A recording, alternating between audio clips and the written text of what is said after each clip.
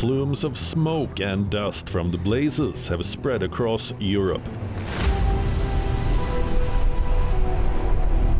And at the epicenter of Europe's wildfire season are Spain and France.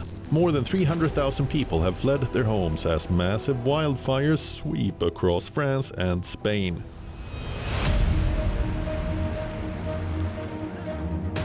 In France, firefighters are battling fast-moving flames near Bordeaux, while Spain has declared a state of emergency as fires rage around Madrid and other regions. Meanwhile, the French President Emmanuel Macron has held a crisis cabinet meeting as wildfires threaten the city of Bordeaux. Face à ça, on a eu des événements qu'on ne connaissait pas. We are facing events we have never experienced before. First, we know that the Landes and Gascogne forest is extremely difficult to control because of its peat soil and because of the characteristics of the pine trees. On top of that comes this extreme drought. Added to this, because of all these factors and climate conditions, we are now seeing so-called pyrocumulonimbus clouds, which are real fire clouds capable of carrying the fire much farther. And on the Atlantic coast, the French authorities have evacuated nearly 4,000 people from tourist campsites and holiday accommodation near Lacanau as worsening heat and dry conditions threaten to reignite major wildfires. On the 26th of July, a large wildfire broke out on Italy's Gargano Peninsula, forcing hundreds of tourists and beachgoers to evacuate. Also, fresh wildfires have broken out in Western Canada, and forests continue to burn in Ontario as the country battled what the Prime Minister, Mark Carney, called one of the most intense wildfire seasons on record. According to the United Nations Environment Programme, extreme wildfires are projected to spike globally by 14% by 2030, 30% by 2050, and 50% by 2100. On WION Wideangle this week, we explore what triggered these wildfires.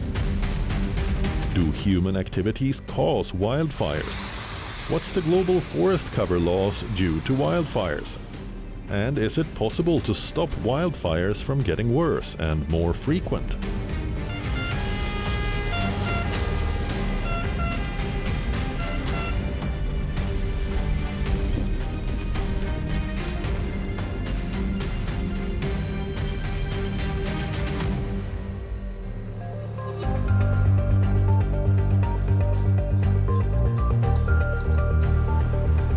Remember the sweltering heat wave of June 2026. According to Copernicus, the European Union's climate monitoring service, it was the hottest June recorded for Western Europe and the second warmest globally, driven by the highest sea surface temperatures. The heat in parts of Western Europe continued in July, fueling devastating wildfires in France and the Iberian Peninsula, located in southwestern Europe.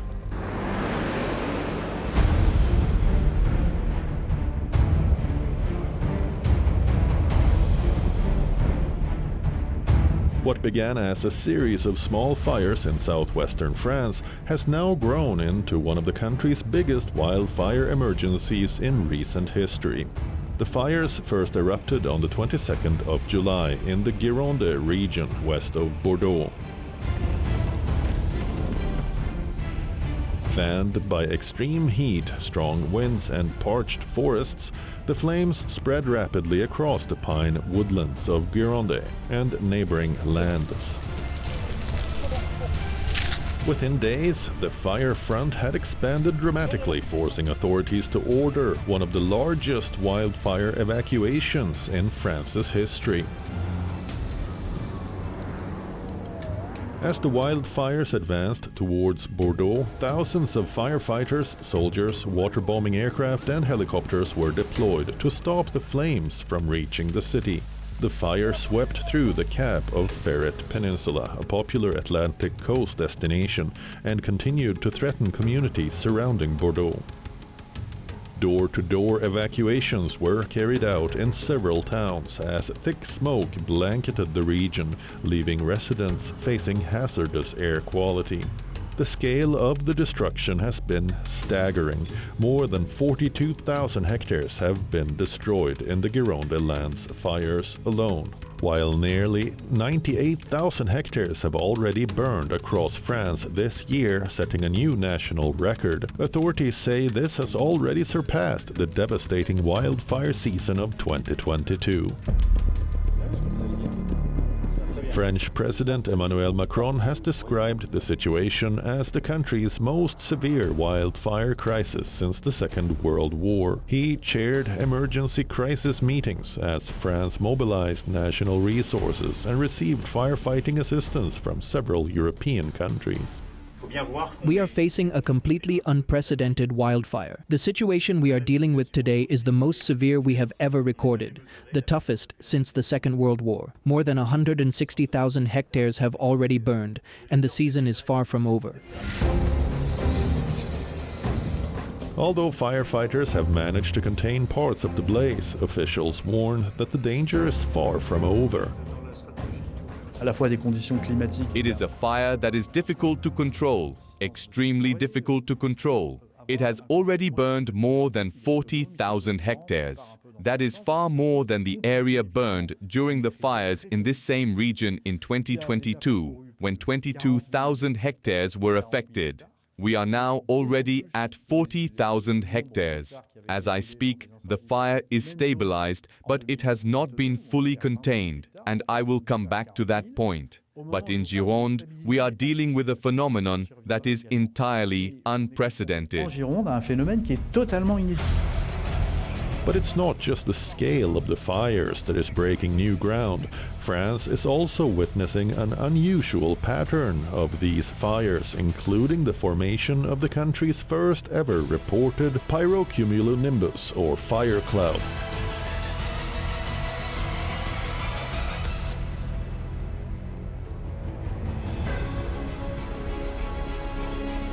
A pyrocumulonimbus is a cloud that forms above a large wildfire when intense heat drives smoke, ash and water vapor high into the atmosphere. Fire thunderstorms are basically like a symptom of a very bad disease, that you've got a climate that is now very conducive to dangerous fire, and you've got overgrown landscapes with too much fuel. And if you put those things together, you're going to have these very intense fires, unfortunately. And so we've got to decarbonise, and we also have to manage our landscapes much more carefully. Fire clouds can make wildfires more dangerous and less predictable by generating powerful winds that alter a fire's direction or producing lightning that ignites new blazes. When they run out of energy, they can also trigger what's known as a plume collapse. French authorities revealed that pyrocumulonimbus had been observed near Bordeaux, the first recorded in France. The phenomenon presents an added challenge for emergency services. So far, around 220,000 people have been evacuated across France, including residents, tourists, and campers. Thousands have been sheltered at emergency evacuation centers, while many more have been forced to leave their homes with little notice. At the convention center in northern Bordeaux, the largest evacuation site, 4 exhibition halls have been opened since the fire broke out. At its peak, over 6,000 people spent the night there. Many still recall the panic when the evacuation order arrived. We were really stressed when we got the evacuation message. It was the first time this had ever happened to us. Beyond the physical impact, there's also a psychological one. We're especially concerned about the children, for this is something they've never experienced before. Being evacuated, losing so much, not knowing what comes next. We're trying to reassure them as much as we can. Sylvie Michel's first priority when she was told to flee one of the wildfires sweeping southwest France was to save her beloved cats and dogs, putting them in the car before she got ready to leave. Sitting on her makeshift camp bed, stroking her cat Lily, she was full of praise for the authorities. Je suis étonnée I'm surprised but pleasantly so because I feel we've been extremely well looked after. We've been welcomed and supported in absolutely every area where we might need help. And as far as I'm concerned, having assistance with my animals is important.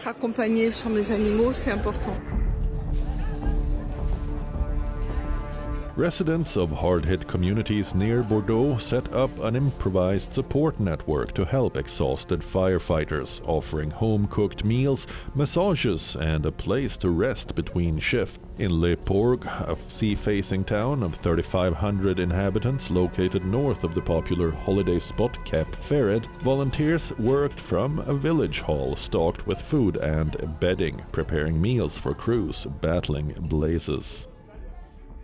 It's very complicated because sometimes we prepare meals and try to make good food for them. The difficult part is that we were expecting 90 firefighters, but because a fire flared up again, only 30 showed up. Then they came back later. We've also organized with other groups to deliver food to them when they can't come because they're out managing the fires, and they're doing an incredible job. Sometimes they don't eat all day, so we have to think about them. They keep thanking us, which is very moving, but I tell them thank you instead.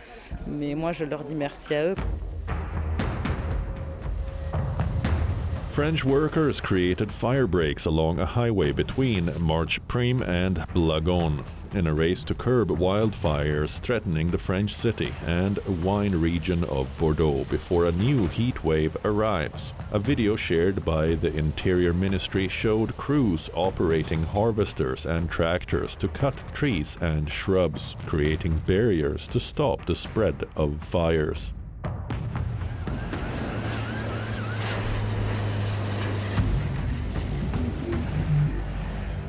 For France, wildfires are not a new phenomenon. Every summer, as temperatures rise and vegetation dries out, firefighters prepare for what has become an annual battle against the flames. On average, France records thousands of forest fires every year. Over the last decade, the country has seen around 5,400 wildfires annually, with nearly 20,000 hectares of land destroyed each year.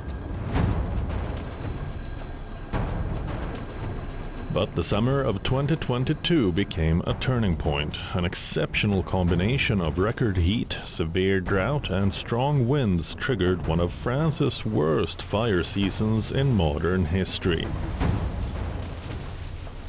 More than 72,000 hectares of forest were destroyed, and fires spread into regions that had rarely experienced such large blazes before.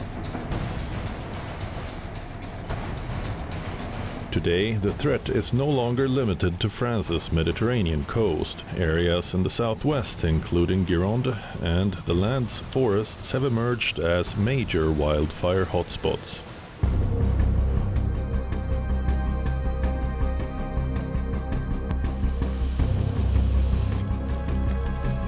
Spain is facing one of its most dangerous wildfire emergencies in years. Multiple wildfires have erupted across the country, scorching thousands of hectares of land as another intense heat wave swept across the Iberian Peninsula, located in southwestern Europe. The hardest hit areas include the regions around Madrid, Avila and Castilla y León, where fires expanded rapidly under gusting winds and extremely dry conditions.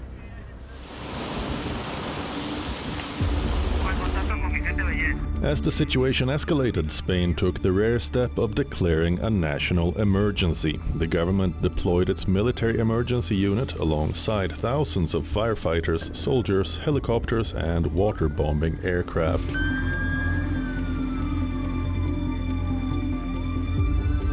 Authorities said some of the fires were moving so fast that crews were forced to prioritize evacuating people over saving forests.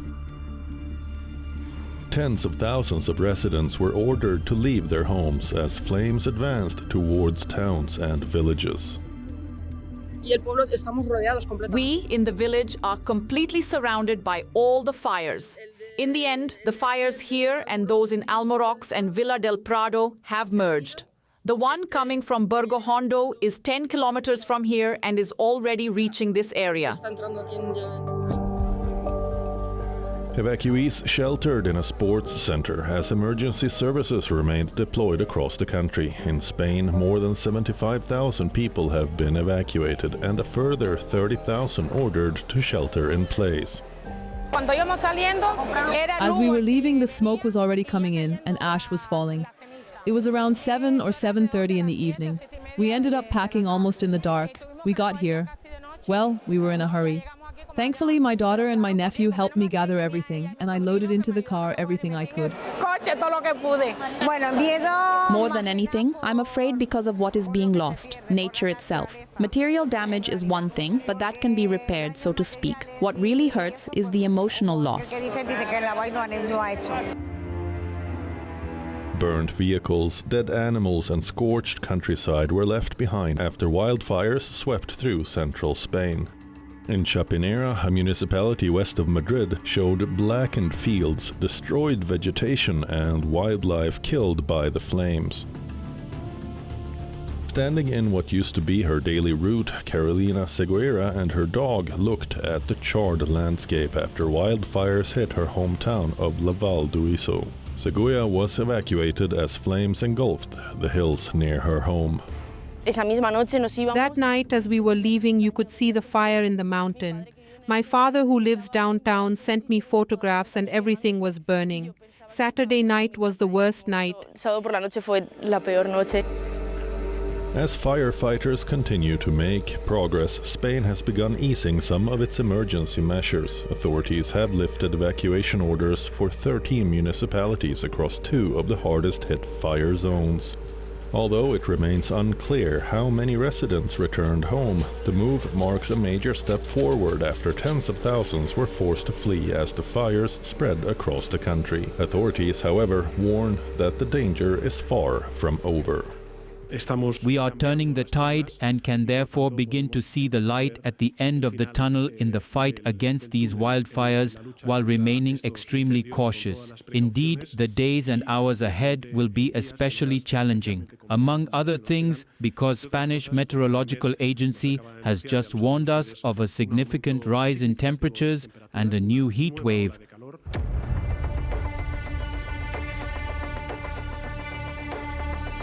While Europe is battling a devastating fire season, across the Atlantic another wildfire crisis is unfolding, thousands of kilometers away. Canada is facing one of its most intense wildfire seasons on record. In recent days, nearly 34,000 lightning strikes have sparked dozens of new wildfires across Western Canada. The province of British Columbia has been hit particularly hard, with scores of active fires burning across forests and mountainous terrain. Dry conditions and gusty winds have allowed many of the fires to spread rapidly, while officials warn that little rain is expected to provide relief. Smoke from the blazes has also spread far beyond the fire zones, deteriorating air quality across parts of Canada and even drifting into the United States.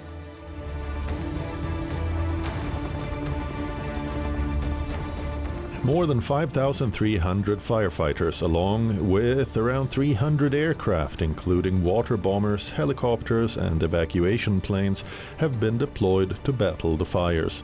International assistance has also arrived, with Mexico sending hundreds of firefighters to support the response. So far this year, nearly 3 million hectares of land have been scorched, already above Canada's 10-year average for this point in the season. With warmer temperatures expected to continue, authorities warn that the wildfire threat is far from over.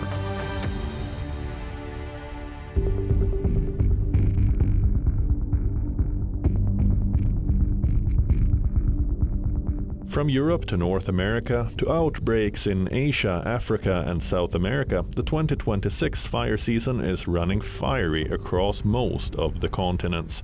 In the United States, nearly 3.9 million acres have burned year to date as of July 19, 2026, as per the National Interagency Fire Center's own Incident Management Situation Report.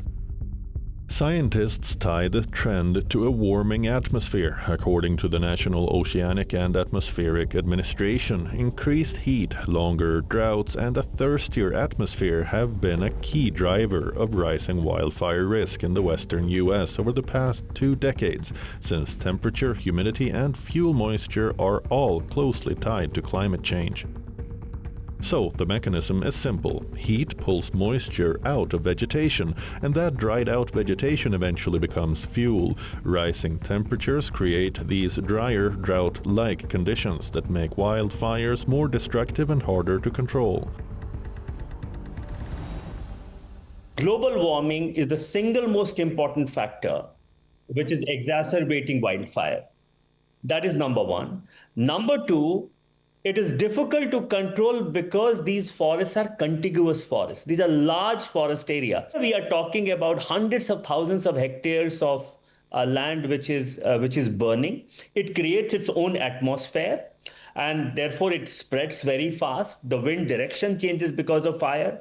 And it is not easy to control precisely because of the scale. The scale is so large that it is very difficult to control. And that is what we are seeing today in Europe.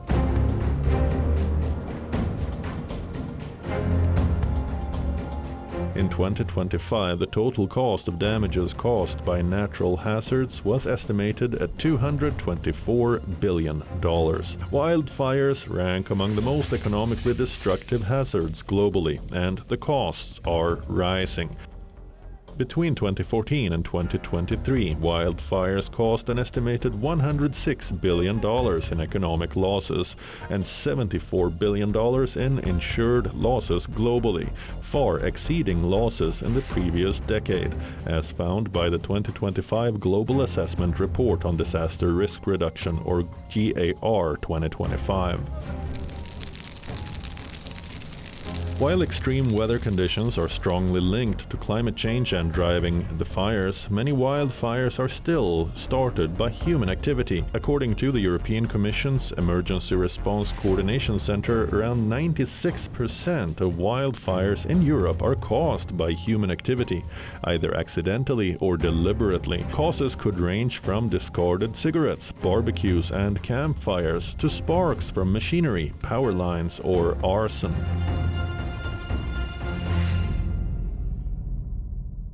Apart from global warming, human factors are also important because a lot of wildfire is also initiated by humans. It could be an accidental fire due to human activity. It could be fire which are deliberately done to clear a forest. Or it could be that the forest and settlements are so near that we are contributing to that fire. Experts say prevention remains the most effective defense. That includes better forest management, early fire detection, controlled burns, rapid response systems, and reducing human-caused ignitions, which account for the vast majority of wildfires in many parts of the world.